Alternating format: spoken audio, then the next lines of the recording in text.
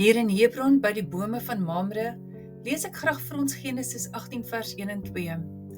Die Here het aan Abraham verskyn by die groot bome van Mamre, terwyl hy by die ingang van sy tent gesit het in die hitte van die dag. Toe hy opkyk, sien hy 3 mans wat naby hom staan. Hierdie was net 'n gewone warm middag vir Abraham, en hy sit by die ingang van sy tent onder die ou bome hier by Mamre, toe hy onverwags die 3 mans sien staan. Sonder huiwering het Abraham gehardloop, en hy buig voor hulle en hy nooi hulle, nie net vir 'n ruskans nie, maar ook vir 'n maaltyd. Abraham het nederig aan hulle gesê, laat ek vir julle 'n stukkie brood bring. Maar kyk wat gebeur dan. Hy vra vir Sarah om 'n bietjie meel te knie, en was eintlik meer as 12 kilogram en dan 'n brood te bak.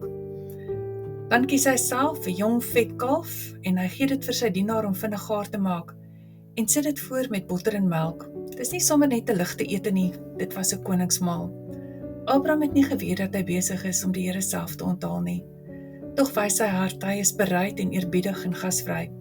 En juist daar onder die bome, met warm brood en 'n sagte kalf op die kole, word die Here se belofte aan hom bevestig. Sarah gaan 'n kind hê. Dit was 'n groot oomblik wat vermom was in 'n gewone dag, want die Here verskyn nie altyd in donderslae nie.